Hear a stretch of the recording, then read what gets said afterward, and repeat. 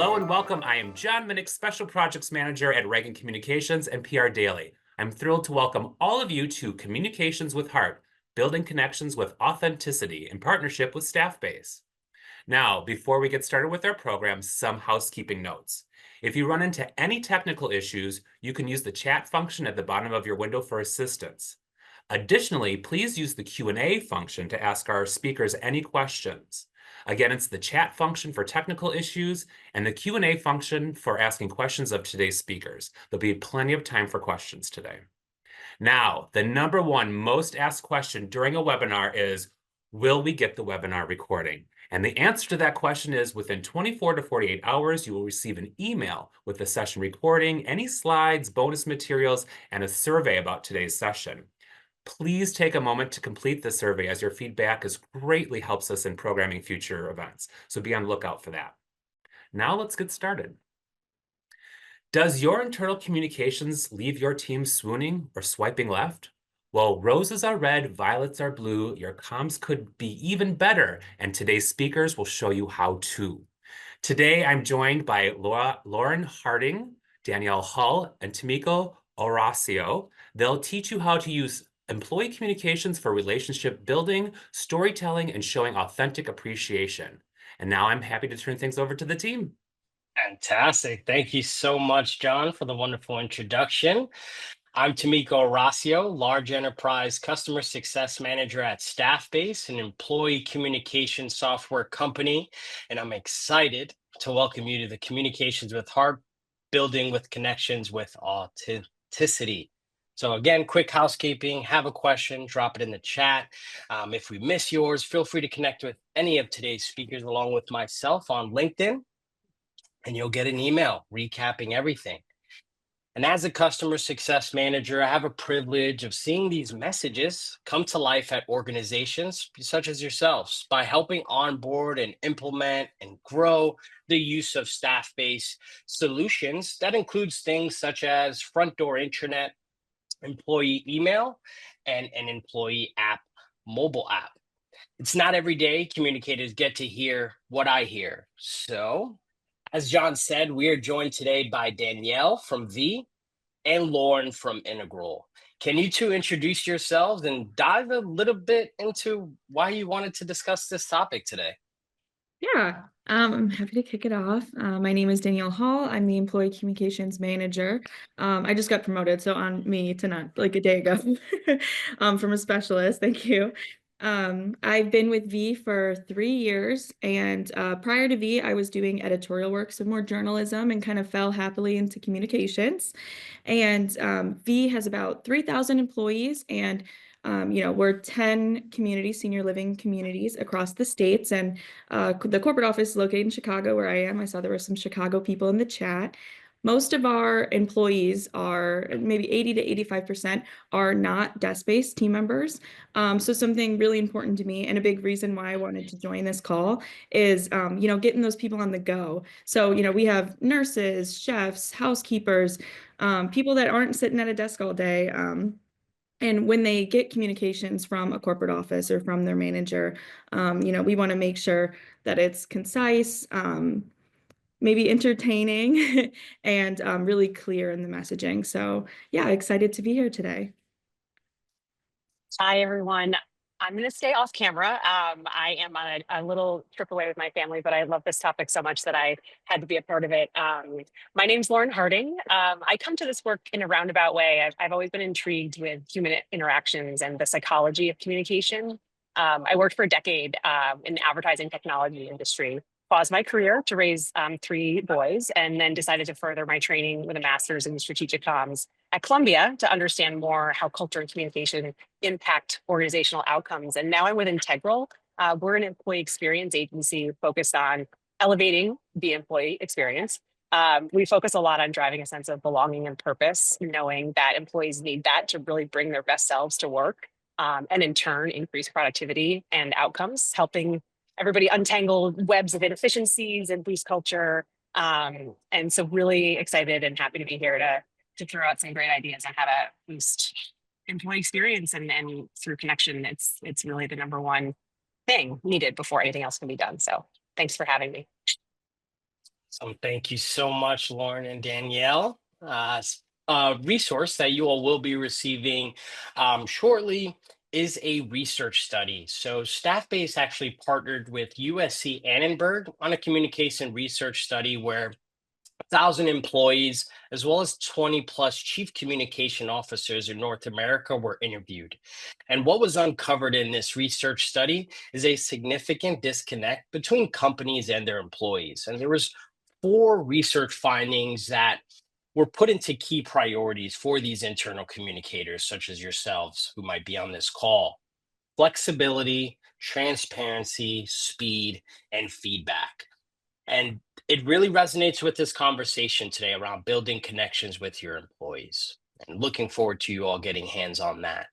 So, my first question for today: how can internal communicators craft messages that truly resonate with employees and foster a sense of emotional connection? And we'll kick things off with you, Lauren. Oh, thanks, Tamiko. Yeah, I think we always start doing a perspective taking exercise, kind of making sure that we ask both sides of the communication, interaction to slow down, put yourself in the other person's shoes to understand where they are and when they may be ready to receive any kind of messaging, right? And sometimes we assume that a message can be sent and yet there's no connection. So I think sometimes the message is less important than the connection itself. So connection first and perspective taking to kind of understand the temperature of the situation before you even think about the message.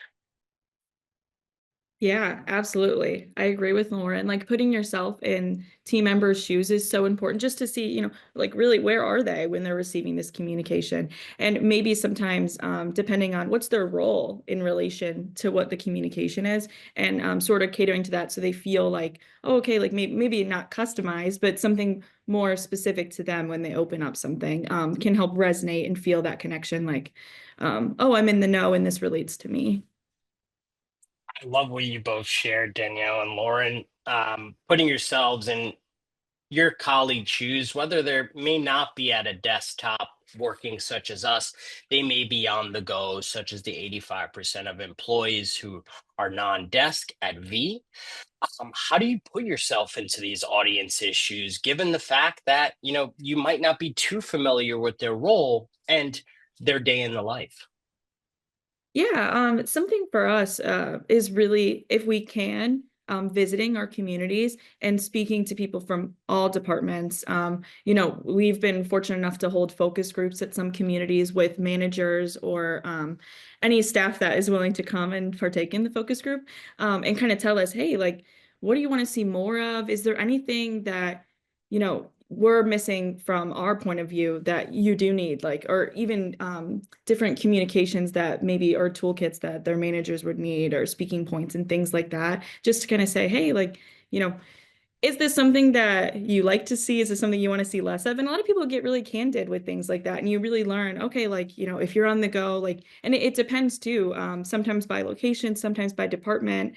Some people only want to hear if it's something they can take action on, where some people want that message about a team member who's succeeding to feel good and feel the values of our company. So really just depends, but speaking to as many people as you can. And if we can't get in person, we have so many great we're a mighty communications team of 2 at our company. So we're under the HR umbrella and speaking to our HR departments that are in the communities and kind of finding out, hey, like, what are you hearing on this? Or what department may need more resources from us, or any type of tools that they can do or that they need that we can help them develop. So really just talking to people, communicating, right? I would say everything that Danielle said, for sure.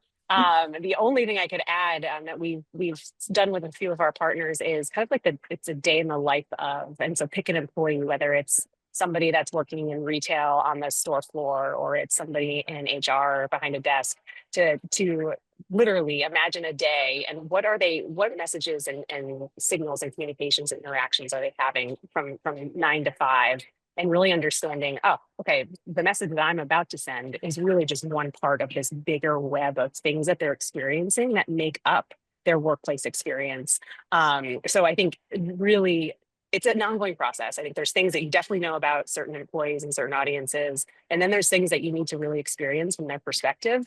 And don't make assumptions when you're going into an interaction or a conversation or crafting a message, but bring your knowledge and then get that feedback live. And like Danielle said, as many feedback loops that you can have outside of formal surveys, establishing a connection of communicators within your organization that are giving you honest feedback, just to know that you're listening, I think is half the battle. So yeah, hope that was helpful. Absolutely. Lauren and Danielle, that really resonates with me. I think I sit in the seat I am today, and I'm sure, such as yourselves and those in the audience, that we love building relationships. And those relationships really come from getting to know the others, getting to know a day in the life. Lauren mentioned, building out that web and connecting those dots. And that's the art of communications. Love what you both shared there. Now, what role does empathy play in creating impactful internal messages?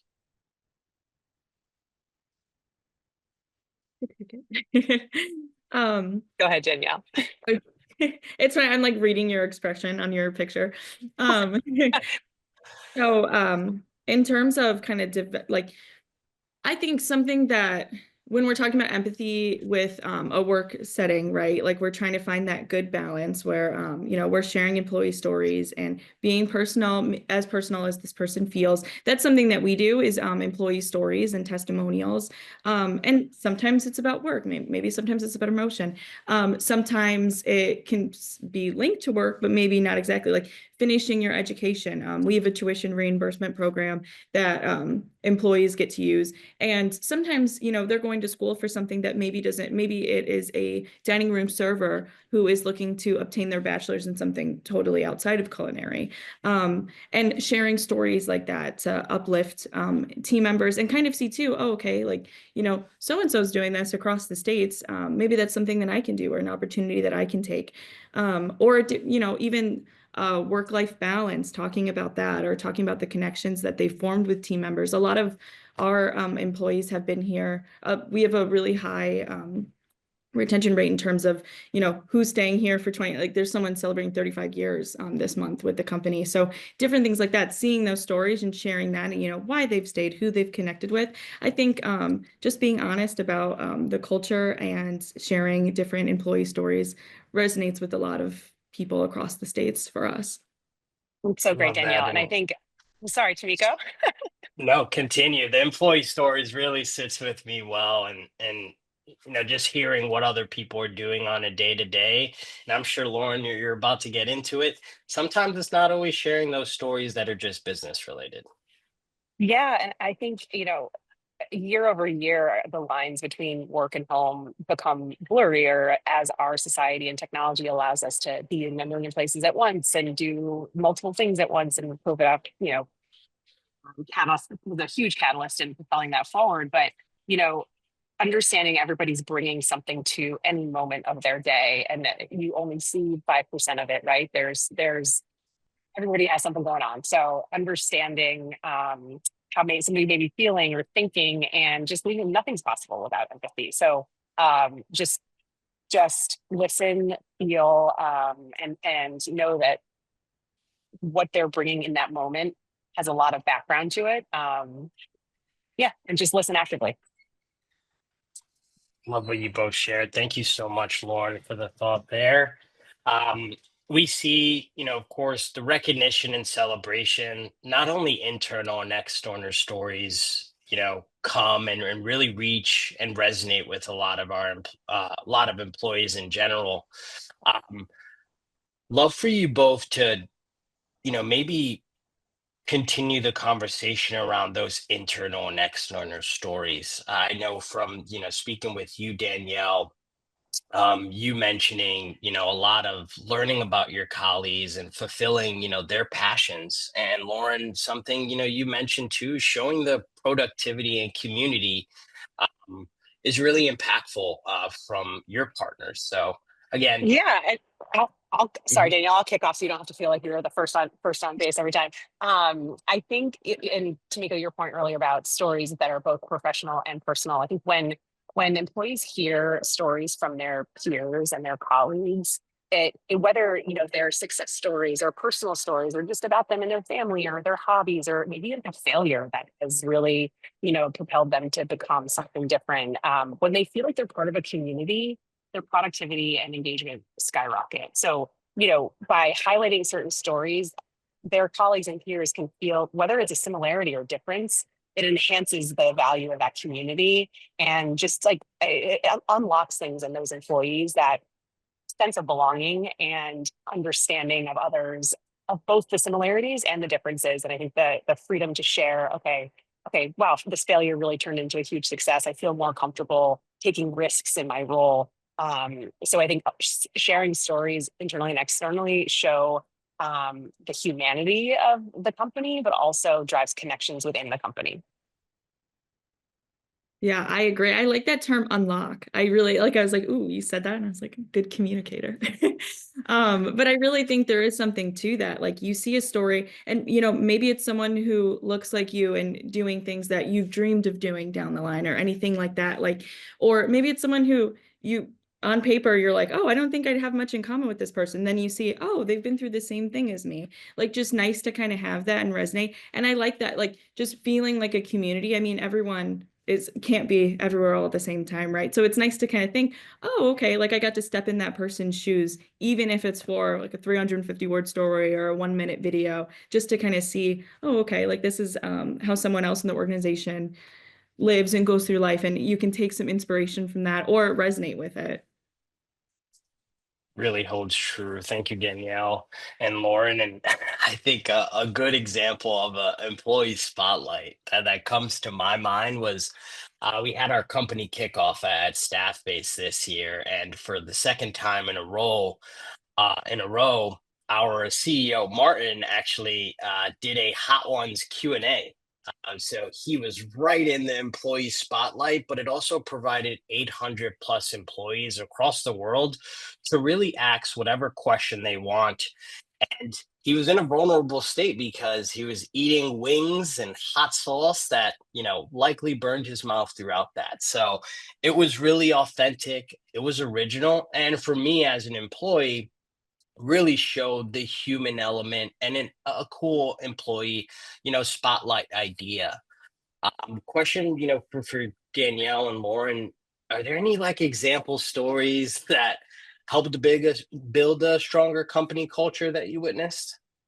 Yeah, it's interesting. We're working with a large retail partner right now with a senior leadership group that is uncomfortable with sharing failure. I can understand that. I think that they've always been in a market leading position and never really been the underdog. And we're working with them to share, how failure has turned into success and how to create that connection and allowing employees to see that even the most successful and the highest ranking employees like have stumbled. And I think that's a really humanizing thing that happens. And so we've been calling it the Friday fails. So they share a moment that they failed recently that week or earlier in their career. And I think it just helps really like break down any sort of walls and really build that strong connection. And the other one that we did was Tales from the Road. So people, execs, whether, not even at all levels, traveling a lot, able to tell stories of travel, makes them more human. If it's a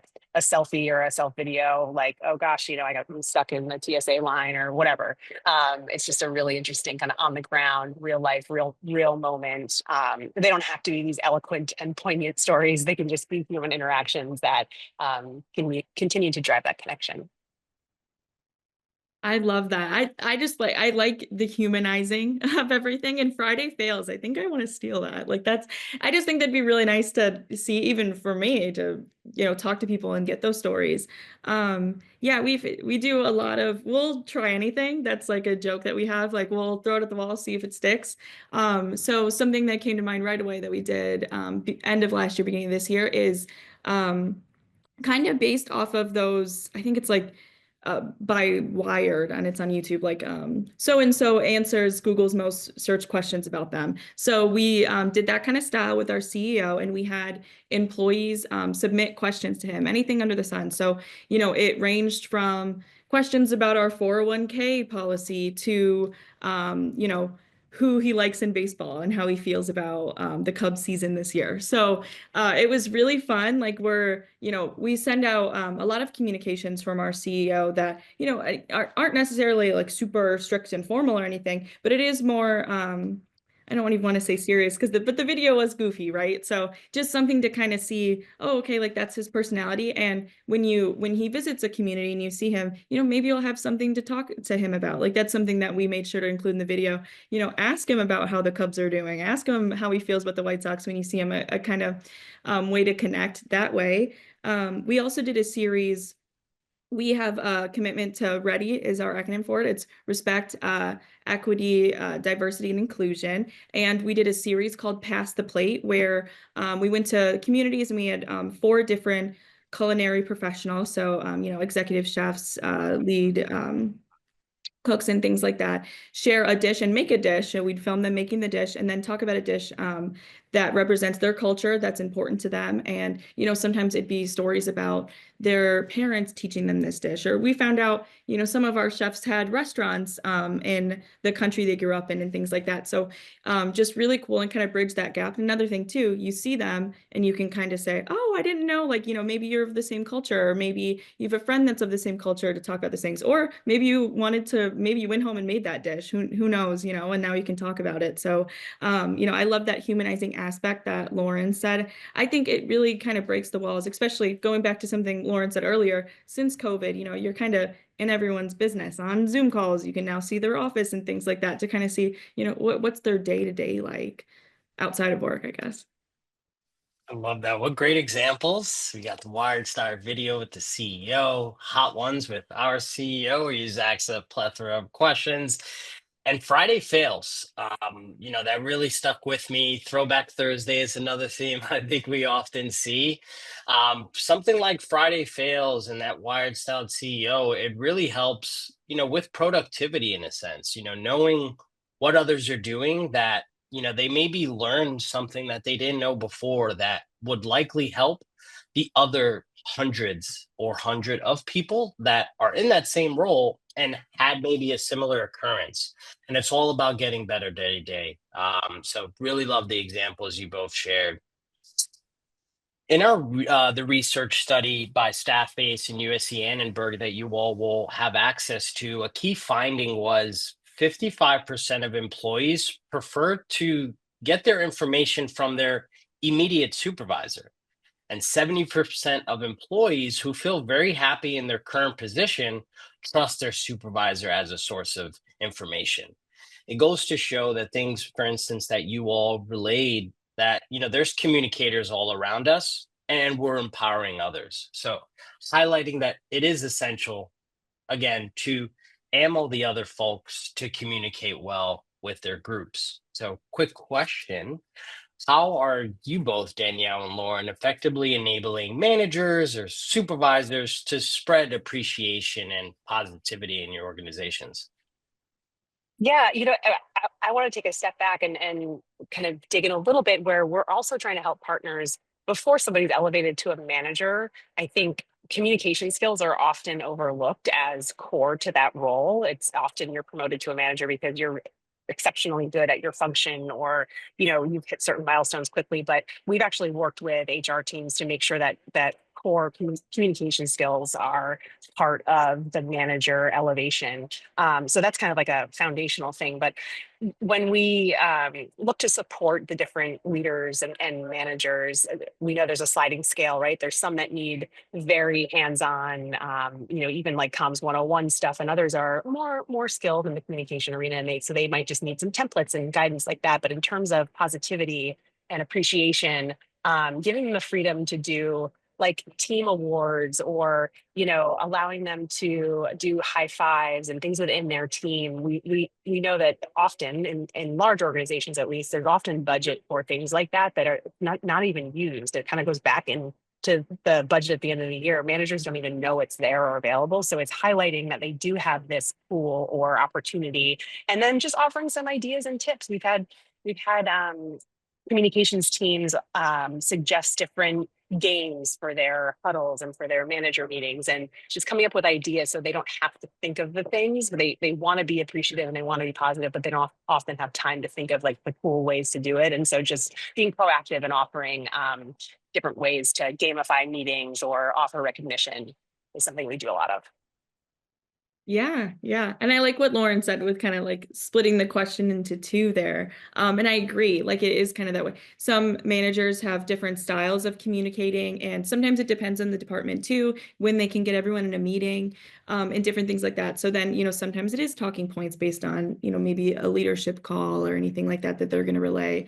Sometimes it's flyers, or we use Staffbase's platform, and we have an app, the app version and the desktop. And sometimes it's the managers having their own page for their department to communicate things to, like, hey, this is going to happen on Thursday, or, here's the schedule, things like that. It just kind of depends on the manager, and if they use that platform, if they use anything else that they're comfortable with to kind of let their employees know what's going on.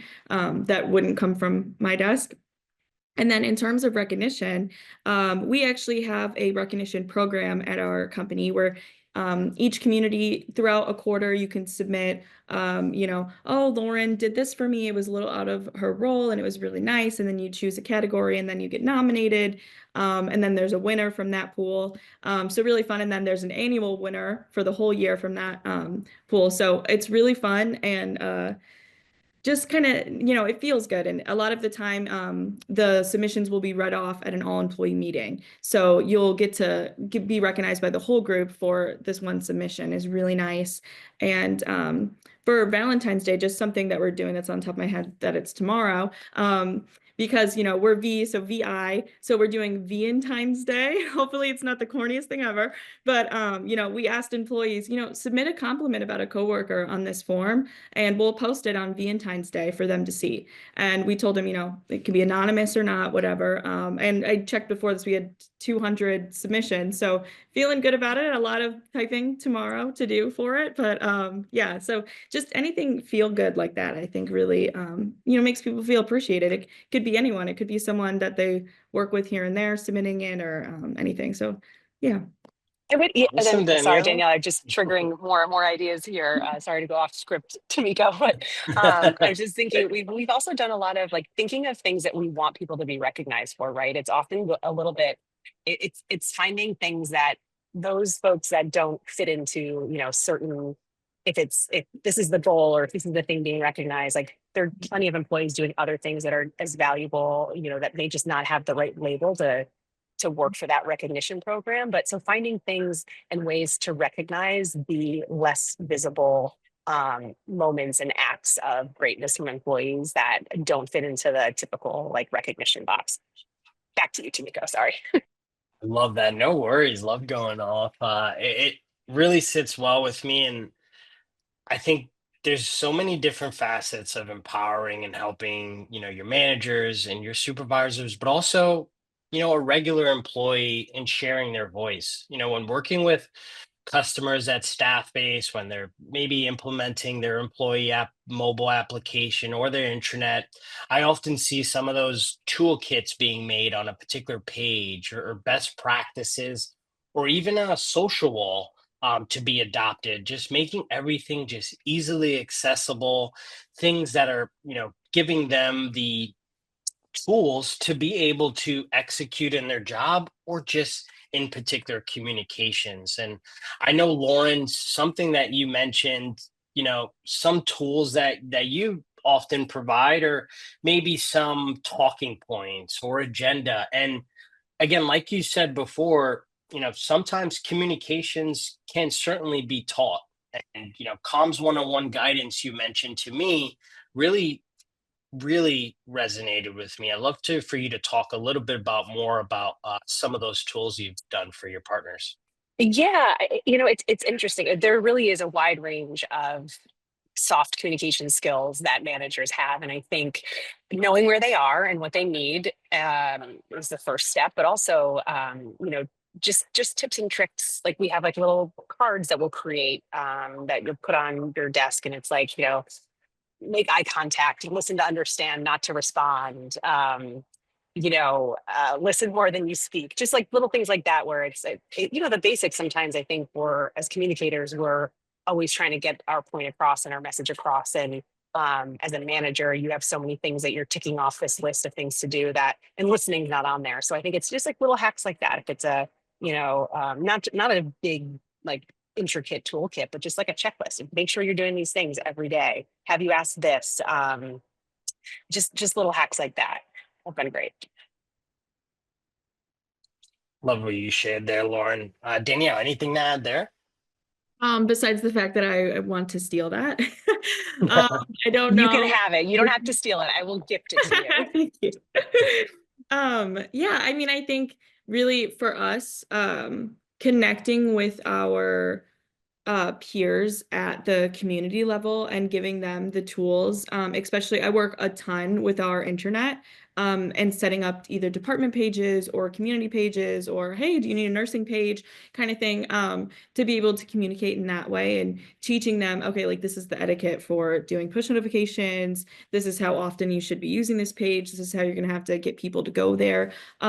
So in my case, it's kind of tool heavy in that way, like, just showing people, hey, like, you have this option to communicate to anyone at any time and on the go, because if they use a social wall function to say, hey, there's an employee meeting tomorrow at 9 or something like that, they can just do it straight from their phone and then get back. A lot of our supervisors for certain positions are running around the community, that it's nice to kind of have that option to do that, especially if everyone's, there could be someone on third shift who maybe couldn't make the employee meeting, but then they'll get a communication about what the meeting was after. So just nice to kind of offer that. It's all about tools and access. And as mentioned, helping customers stand up things such as, intranet, employee email comes to mind as we're talking about these tools. And it's common for a lot of my customers to, let's say, onboard the email newsletter solution and utilize and focus on the all employee newsletter. But, as they get familiar with the tool themselves, they tend to, bring in the others, and bring in more departments and groups and share with them, hey, look how you can curate emails and act like a designer, and also curate content that's dedicated to your audience versus all the other recipients a part of the organization. And to me, as a customer success manager, I love that, because you're bringing impact across the board, productivity and collaboration, which we all love. In terms Tamiko, of, tools, can I Lauren? add to that, if you don't mind? Yeah, I was just going to say that Please. sparked something for me where there's often, like, within teams or within managers, the competitive spirit, which is great when used in the right way. But I think there's this we need to recognize there's definitely certain groups that use these tools to the optimal level, right? Like, we have a client that's, this one group in Europe is creating micro communities, and rather than looking at that group is like, wow, they're doing it really great. Like, wow, look at that. It's like, okay, how can we enable or empower that group to share the best practices? Like, how do we instill this or incentivize, like, the sharing of best practices within different communicating groups that, that's, I don't know. I feel like sometimes there's a sense of, like, holding these best practices to yourself, but how do we leverage those and share them and get that great work shared across other parts of the organization?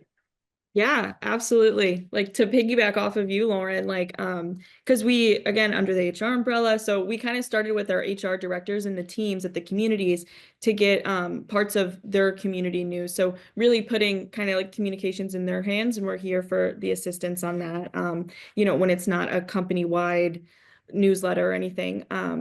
And we have a bi-monthly meeting where we just sit and we talk about, okay, like, how are you guys handling it? Is there anything? We'll have certain directors speak on, okay, like, this is what I do, and, like, we'll showcase pages, like, this is working for them. Employees are super engaged with this. Oh, this was a good way to do, like, because it's sort of like hospitality and healthcare. There's a lot of fun things around the holidays that people have that, before having an internet like that, it was more, like, this is silly, but, like, Halloween, there's, like, pumpkin carving competitions. So it's like, oh, you can do that on our platform now, and everyone can vote. Like, it's not held at 3 p.m. where so-and-so so can't go. So just different things like that, just sharing other things, especially like sometimes, I can talk communications all day and gladly, but, when we're asking people at the communities to uh, have these communication messages and put things out, it's a side part of their job, and it really is for everyone, whether you notice it or not. That it's kind of like it's nice to have peers talk to one another about like, okay, like when are you scheduling these posts? Like when does that fit in with you? And when are you doing it in onboarding? Like different things like that. So just kind of piggybacking off of Lauren on that. I love the piggybacking today. It's awesome to hear, all the tools, that we all use. And whether it be newsletters, it be, platforms, and, grassroots is certainly not dead. And, having posters and doing things in the office with each other, nothing beats that. And that camaraderie that you can certainly build. In terms of that, my question is, how do you address seasonal dips? Say, hey, when it's cold outside or there's a storm, how do you keep people engaged and maintain that consistency? Vigo, are you projecting your current state right now? Are you? Yes, I am. The weather is Um, crazy in New York. no, one of the things we're doing right now, actually, with a partner is, yeah, it's exactly that. It's a lull, but it's not even a lull. It's just kind of a calm, right? I think as communicators, we're always so used to like these fire drills or peaks and valleys, but thinking of, okay, what are we doing every day? How do we elevate the everyday things? So it's making, I don't know, I'm just making this up, but like something, write it from somebody else's perspective. Maybe it's a message that goes out every week, maybe it's a video, maybe it's done by somebody that you'd never think would do it, maybe it's done by them like doing a handstand, I don't know, but like how do you elevate the everyday and make the ordinary interactions, spice it up a little bit, make it funny, make it goofy, because you have to deliver certain messages regularly. And yes, there's going to be kind of like more, calmer stretches, but you can still have fun with the everyday things because I mean, it needs to happen. They're always going to need to go out. So how can you just tweak? No budget needed. Just like be creative with the everyday and elevate the everyday experience. Yeah, I agree. Kind of spice things up whenever there's a lull. It's nice. I like have like again, we'll throw anything at the wall and kind of do so. We'll what's like a recent one we just did was, and it was during kind of like the winter like holiday season. So, everyone is either going on vacation or maybe, being that we have a lot of nurses like they're gonna have to work through holidays and different things to put out some, our normal messaging, but then also something fun. Like we had a contest to our platform has a mascot. She's a bee, a queen bee. And we asked them to, hey, do you want to submit your own interpretation of queen bee doing whatever? So we had some that were like wicked themed queen bees. We had some where she's skiing. We had some where she they gave her children and a family. Like it was really fun. And I think I think we did that for a gift card. But different things like that. We've also done just ways to, again, like I hate to harp on the intranet so much, but really like getting them engaged on that platform and using that. Like we saw a couple years ago that September was like a lower time for folks to use it for whichever reason, that we made up this September comment competition. And basically, if you are, I think it's like the top three, you get a prize if you're commenting across, we call it V-Hive, again, another V thing. If you're commenting across the hive, you'll get in this pool and you get recognized for this. So just really fun, and that drives engagement like crazy. It's also too like, when you're running around and doing so many tasks in the day, it is nice. Like I've had someone stop me and say, I really liked it. We put out some fun quiz. There was some lull in communication. I was like, oh, let's put out a quiz about the company and see what happened. Just to have fun on fun facts. And someone stopped and was like, it was nice to see that. Like they were having maybe a harder day and saw that email. And even if it's 30 seconds, just to kind of get that smile, I think one gets people engaged, but also feeling good. My only Love addition that. is we do at Integral, we have a VIP channel, which is very important. Pets. You cannot go wrong with asking employees to share pictures of pets and stories of pets. You cannot be in a lull when there's pet pictures involved. So It's so That's true. No true. matter what, we did like a Halloween pet costume one year, and like you'll get so many photos of pets and cute little get-ups. Just fun. I love that. I'm a part of the dog channel here at Staffbase within our Slack community, and I could say coming in the morning, seeing some of those pictures of those doggos and maybe one of our offices or me sharing my Cavachon with the group, it does bring a smile right before starting the day. Um, and you all mentioning such creative ideas along with myself, it's all about trying and seeing what works. And you might reach other employees that you haven't before. So I appreciate all the creative ways that you both shared today. Um, there's going to be a lot of other creative ways of communicating with your employees, and want to put a little shameless plug. As you can see from my background, Voices by Staffbase is scheduled to be um, on May 15th, team, and it's a virtual event that is free to all. I am putting the dedicated link for you all to register today. And there's going to be a ton of speakers, including our CEO himself, our HR leader, and also Ariana Harrington, who's actually the founder of Huffington Post and also Thrive Global. We got Malcolm Gladwell, best-selling author as well. So certainly want you all to take part in this event. Something that we do yearly and something I'm sure you all will gain a lot of value from. And big buzzword there, free. So definitely check it out. I talked today also about our communications research study that we partnered with thousands of employees as well as chief communication officers around the world. That study will be shared with you all in the recap, where you can download that report. I recommend you take a read. There's super valuable thought leadership in there that you can certainly take away along with some of your findings from today. And I think, John, we're ready for Q&A. I don't know about you. Sounds good. I couldn't get that mute button off. Well, you've definitely registered with the audience because we already have questions piling up. But again, if anybody has any questions for our speakers, use that Q&A function to submit any questions. If we don't get to it, it will be sent over to the team for follow-up. Now, my first question is specifically to Danielle and Lauren in your learning process. How do you continue to continue learning and growing and becoming better communicators? Ooh, Danielle, I'm going to give you that one first because that's a tough one. One, I think attending webinars like this, if I can't catch an in-person conference. But honestly, for me personally, besides talking to other people in comms, talking to anyone from any department, anytime. Sometimes people don't realize even in the office, they'll see, oh, okay, like those two are in communications, but sometimes they don't realize how many things that we kind of touch in terms of like messaging or videos or things like that, that to even like eavesdrop on some feedback or kind of overhear a conversation or blatantly ask, oh, what did you think of that? Like kind of thing. You'll get honest feedback. And I think that helps grow like any type of communications plans, because it's feedback sort of without data, like, or sometimes someone will say something and it contradicts maybe the stats that we had for the year, like, oh, I love those videos, but maybe they didn't get to that watch time, or maybe they hated the videos but it got Danielle, that's crazy views. qualitative data.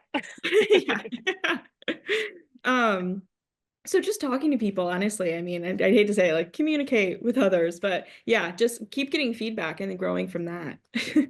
Yeah, we do in Integral, we do something called integral circles where we'll get a small group of communication leaders from various industries, various levels, just to get together and have candid conversations, almost like a fireside chat, like what are issues are you seeing? What are you seeing and how have you handled that? And I think it's a really great way to, you know, similar to like the internal best practice sharing between managers, but just cross organization, cross industry.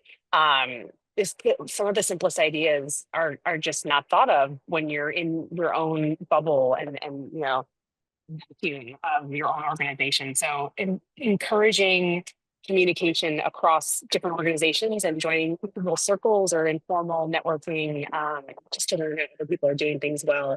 and then sharing that and continuing to push that forward.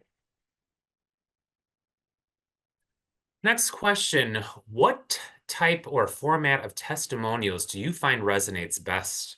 Video, audio, written? This is a big one that we had this year. We pushed out so many videos, or I should say last year in 2024. I think like over 30 videos for the whole year, just from like my computer. So not even counting the ones that communities are doing. And we found that unless it's a minute, do a written story. We had so many more views. I don't know if it's something about, maybe people want to skim, or if it's the age of TikTok really doing it, right? That it's kind of like if this person doesn't get hooked within the first 5 seconds, the person could close out. Especially like, I mean, also we're non-desk based, so that is something that could be a factor. That if you're a desk based company, maybe a 2-minute video will go over, and they still do really well, but the written ones for us do really well. I also think too, sometimes people can, if they do skim, they'll pull something from it and leave a comment on it. It's just a different, but for video, it's so you can see someone's energy way better than you can on paper, right? So we're still doing both, but I think in terms, if you're talking numbers, for us, it is written right now. But we're going to aim for those 1-minute videos. And so maybe next year we'll circle back on that. One of the things that we're trying to do to be efficient, well, speaking from an executive like leadership communications perspective, being really efficient with their time, when we go to content capture, it's okay, we have this, person or the content that we have, we can make a 60-minute presentation. We can also draw a couple of quotes. We can record a part of it. We can revert part of it into a TikTok video. So I think it's trying to think about every type of content from a 360-degree perspective, where like, okay, if it's a presentation, how do we then turn that into sound bites? How do we then maybe have this turned into a video and pull out quotes? So I think it's really thinking about content from every angle and different channels of how the bits and parts of it can be communicated to audiences. Like if somebody, doesn't have a chance to watch the whole thing, what's the takedown of it? What's the visual of it? What's the audio of it? So just being really efficient with content capture to be able to break it into different types for different audiences.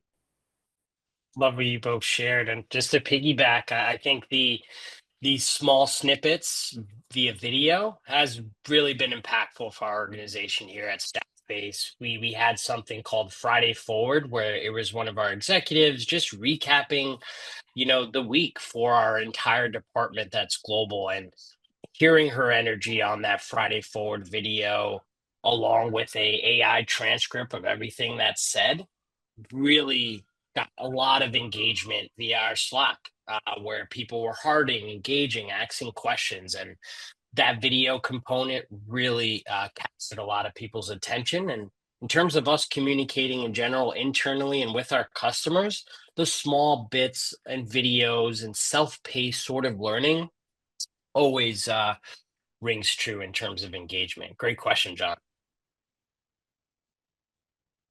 For this next question, I'm not sure if anybody can speak to this, but I'll throw it out there. What role does psychological safety play in why employees prefer receiving information from their immediate supervisors versus other sources? John, that was a pretty hard, that's not a softball. That's a big, that's a big question.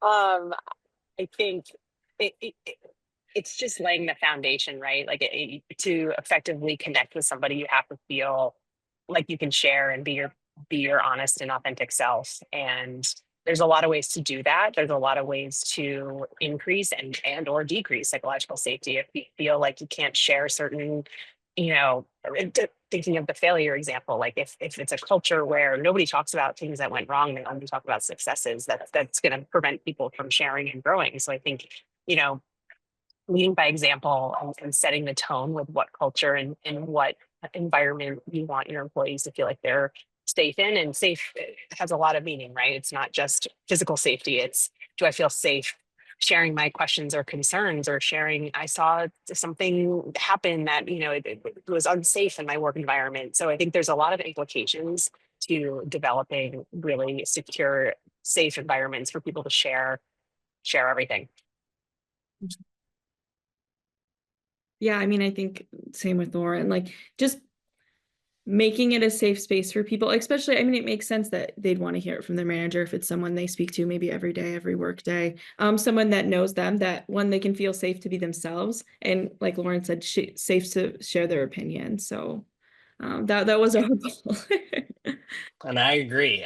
Just hearing from your manager and the supervisor just holds a lot more weight, I'd say, than, higher leadership and CEO that might be sticking to the script, sort of say, where, the manager and supervisor has heard maybe your concerns, what your feelings are. And if they're empowered enough, they'll be able to, put a different perspective into that messaging as well, that will sit a little bit better with you. And I often think Great that the question, manager can bridge, the corporate perspective and the on the ground, boots on the ground, right? The manager has both the corporate lens, but also the day-to-day experience of their team. So there's things that can be lost in translation if that manager, isn't the filter of that. And so I think it's so important that the managers curate that environment for their team. They can take that corporate message, kind of filter it through their team cultural, psychological safety, sieve, and then deliver a message that they know is gonna resonate and land well with their team. Okay, hopefully this next question isn't as heavy.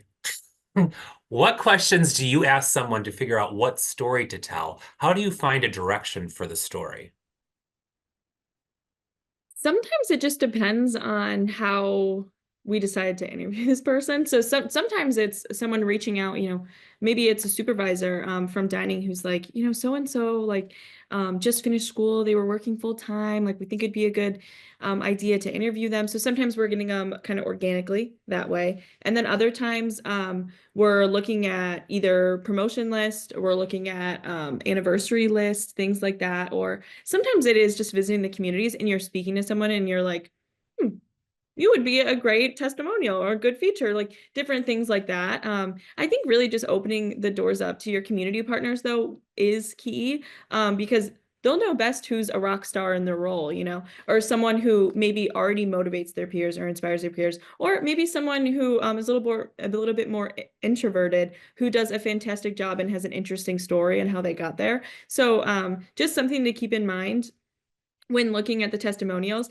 And also I think a big one too is like diversifying the testimonials. Like even say, as a company goal, you're focusing on one department, make sure you branch and you're hitting kind of as many departments or people that you can, because one, it'll reach more people in the long run, but two, it's just good to share like who's at the company as a whole, like we don't only want to focus on people promoted, and we don't only want to focus on one department with the story. So Yeah, I think it's about what's the prompt, right? It's almost like the 101 of how to use AI. Like it's all in the power of the prompt. It's what is one thing you wish, if you had a minute with a CEO, what's one thing you wish you could ask? Or if I were standing at the water cooler, what's like the topic that everybody's talking about that they want to know more about that's not being written about? So it's really like, I don't know, finding like that spark, that prompt that's going to get to the heart of really great content that starts with this seed of somebody, they all want to know this thing. How can we take that, make it into a story, and both storytell, but also answer this burning question that clearly is out there that's not being addressed? Next question. Do you have any ideas for ways to build connections between the executive team and the rest of the organization? yeah, I mean, for us, it's been having more messages from the executive team and kind of getting their face out there. I mean, a lot of our team members do travel to the communities and meet with a lot of their community partners. But just making either video content or written content, or sometimes it's sweet. I mean, it really depends on who the executive is and what their style is based on their personality. So for me specifically, we work really closely with the recognition team. So, there's recognition holidays for a lot of the roles, right? So the next one coming up is care center administrators, and that's in March. So speaking with the executive team here to say, how do you want to recognize those people? What do you want to do? I think one year we did, a nice voiceover where someone had read a poem with images that they sent in. It just depends on kind of tone, or I guess in the feel of what the executive wants to do. But I think really like getting them out there, and like I like Lauren's idea of having, you know, the on the road, like that could be something that even like our team could steal when they visit the communities, you know, how was the ride there? What did you do? Like, so just kind of humanizing them, I guess. I mean, not that they're not human or anything, but you know. Yeah, we've had those the moments where just take a walk around campus or drop in to the cafeteria if you have one, or roam the hall, like block a calendar, you know, your calendar for 15 minutes every morning where you just kind of walk the halls with a cup of coffee and you just type in. And I think building that into the routine, like we've worked with the executive assistants of the C-suite to say, okay, we need 5 minutes every Friday just for them to kind of walk around, and eventually kind of it just trickles down, and there's an effect there, even if nobody stops to talk to her, him, or they, you know, it's like that presence and the act of being willing to listen and be around it just changes the temperature, and it can evolve into, you know, popping or having a lunch or a, you know, fireside chat or those kind of things. But I think it's the small acts of just being present and walking around and being visible. Or if you're remote, then it's popping into the Slack channel and saying hi, you know, whatever, I'm here to listen if you need time with me, connect here, things like that. Love that. Something that, you know, I've seen other customers do, and they have the same question. How are we going to empower our leaders here? There's, you know, facets of different tools where you can act as them, but take their, you know, messaging and sort of ghostwrite on their behalf.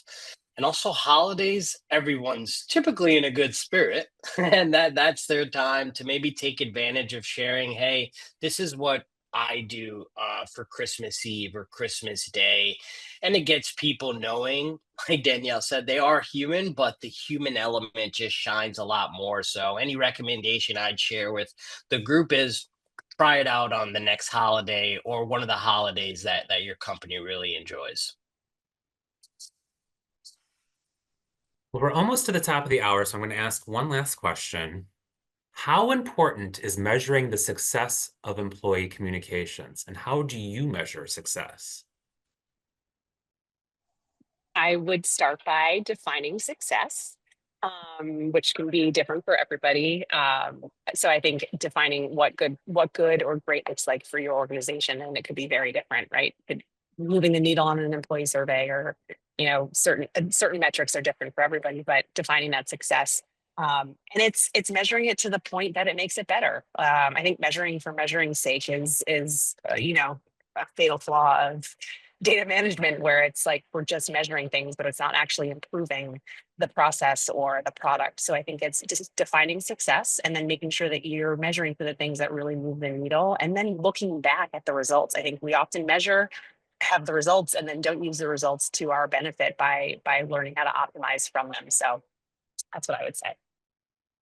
Yeah, I mean, for us, it's taking all of our communications channels, at least the tangible ones, right? Like we can't really say how many times did you say this in a year. But taking those stats and then kind of deciding, okay, this is where we were at this time last year with these. Where do we want to be next year? How can we get there? And is it realistic? So like sometimes it's sign-ons for our intranet, or the employee satisfaction survey, seeing, okay, like what's a realistic goal that we can hopefully achieve, but also that, like, how can we get there? What tools did we give last year that we can improve on? You know, if it's something for, you know, the employee survey or maybe open enrollment, different things like that. Like, what was the viewership on those? Where did we go? So I think taking any channel that you communicate that you can get numbers from, and then, you know, even if you're starting this year, like do it month by month and see, oh, okay, like this worked. And then eventually you'll have that data to kind of work off of. And that's a big thing that we've done in the past couple of years, is just taking like the stats and being like, okay, like what's a realistic, is this a number we're happy with, that is now we're maintaining this, or do we want to keep kind of pushing further to get this higher number, or change something and we're okay to take a step down? Like we had something last year, we were like, okay, we're going to limit our notifications to everyone. Now we're doing separate groups and departments, and like we're going to do everything kind of funneled, is what we called it. And engagement went up 13% in the past year. And that was something at the beginning, like some stats went lower because we're pushing out to less people, right? But then it's like overall engagement was higher. So it just kind of depends on the tools you have, and like Lauren said, deciding what success means, and one, what's realistic, and two, everyone wants 100% at everything, right? But sometimes it's kind of maintaining. So I'm just throwing that part out there too. Love that. Gaining, tools, the metrics from what you're maybe using today. I think, like Lauren said and Danielle, knowing what success looks like, and that might not be the success criteria for 6 months later or the next year, but just understanding what that is, what that could look like, and if it's realistic, really is great. Great comments there. Well, that brings our time together today to a close. As a reminder to our audience, you will receive today's materials and a survey within 24 to 48 hours. Please take 2 minutes to fill that out and help us program future events. On behalf of Reagan Communications and Staffbase, thank you for attending today's session and have a great rest of your day.